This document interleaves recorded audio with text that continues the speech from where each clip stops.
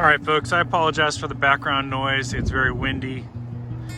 There's not a lot I can do about it today. There's also a lot of background traffic going on. So the audio on this may not be stellar, but we'll do the best we can. So this here is St. Andrew's Cross. So let's talk. We have several things we're going to talk about today with the foraging world. Now, I want you to think about, last year we talked about like what are some tips I have for foraging, and I talked about look for the anomaly. Now my friend April says look for the plant that calls your attention, right? Same idea. So I'm walking along, boom, what's this guy? This one's a little bit interesting, it's a little bit unique. Let's take a look at it, right? Guess what this is? This is St. Andrew's Cross. Took me a little bit of time to kind of figure this out because I'm not very familiar with this plant, but this is an opportunity to do a little bit of teaching about foraging. So that's what we're going to do today.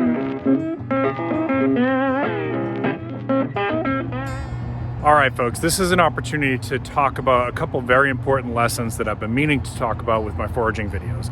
Now, at this point, if you've been staying with me since the very beginning, I have about 75 to 80 plants classified in my foraging section of the channel. I will put a link to that somewhere up here. But this is one that I haven't talked about, but I've been meaning to talk about. So when you're foraging, I apologize for the unsteady camera. I wasn't prepared to film today, so I don't have all my equipment with me.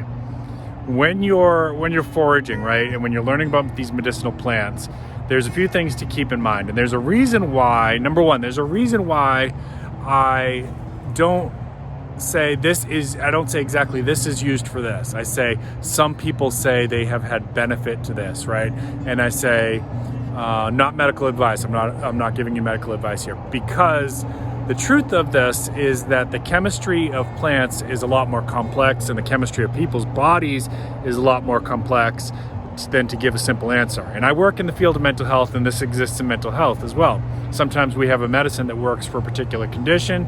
The team doctor will prescribe that. The person will go home and try it, and within 2 weeks or so, they're getting some symptom relief. We know that was the right medicine for them. But there's a whole new field that's developing in psychopharmacology, which takes a look at the person's DNA, what we're learning is that certain body types just don't respond well to certain medications, right? This should have been obvious, right? Because we know with food, for example, some people can eat strawberries and some people are deathly allergic to strawberries, okay? So with regards to plant medicine, the same kind of thing applies in that the chemistry of a particular plant may not treat every single person with that condition. You following me? All right, so let's talk a little bit about these plants behind me. Now, let's see. Turn the camera here just a little bit. This is St. Andrew's Cross, okay, which is a relative of, see if you can guess it before I say it, it's a relative of St. John's wort, and also a relative of Rose of Sharon. Now, what do we know about St. John's wort? Well, if you do a quick Google search, you'll find out that St. John's wort, for a lot of people, it has numerous medicinal benefits, but for a lot of people has helped with depression and maybe even a little bit of mild anxiety, right? Okay, does that mean it's an antidepressant? No, the answer is a lot more complicated than that. So as somebody who works in the field of mental health, I can tell you that there's a lot of different causes for depression and a lot of different causes for anxiety. So there's no one trick solution to it, unfortunately. I wish there was.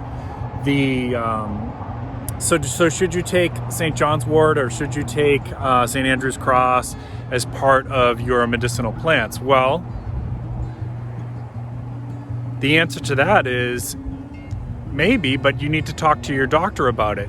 And especially what I know about this, and it is a gorgeous plant, what I know about this particular plant and St. John's wort is that they actually, because of their chemistry, can interfere with other medications that you might be taking. So I get a little frustrated when I go on foraging and wildcrafting and herbalism forums and people just drop this blanket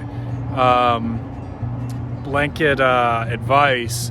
Like somebody will post, I have, my son's got depression, right?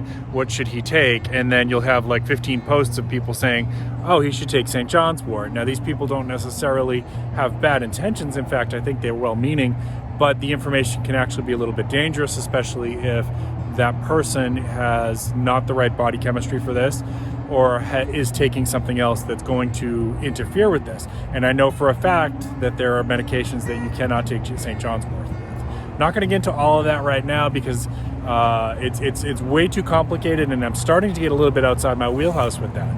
Yes, I have some training on the medications in my field, but I'm not a psychiatrist. So I can speak to it for my clients. Doesn't necessarily mean that I can give you, my audience, like specific advice about it, okay? Just a word of caution there. You guys know I'm a big fan of medicinal plants, and this one certainly is a beauty. So if you are interested in it, what you're going to need to do is you're going to need to do some research. You're going to need to talk to your doctor. You're going to need to not just get it from one source, right? These things can be a lot more complicated. All right, and then last bit here, I hope I'm not scaring people off. Foraging is a wonderful activity. I have so much joy. It brings me such peace to come out here and find things that I've never found before. I've got all kinds of walking trails. Almost every time I'm out, either I see something that I recognize or I see something that catches my eye that I can research a little bit more. So please don't be afraid to learn more about it. Just want to be cautious and not immediately jump in and think that, because one person has benefited from one plant, that's the cure-all for that particular ailment for every person, okay? I hope that makes sense. Hope I'm not coming across as too preachy. I really appreciate you all in my audience. Keep planting your seeds, keep stacking your silver. This is Prepping with Sarge.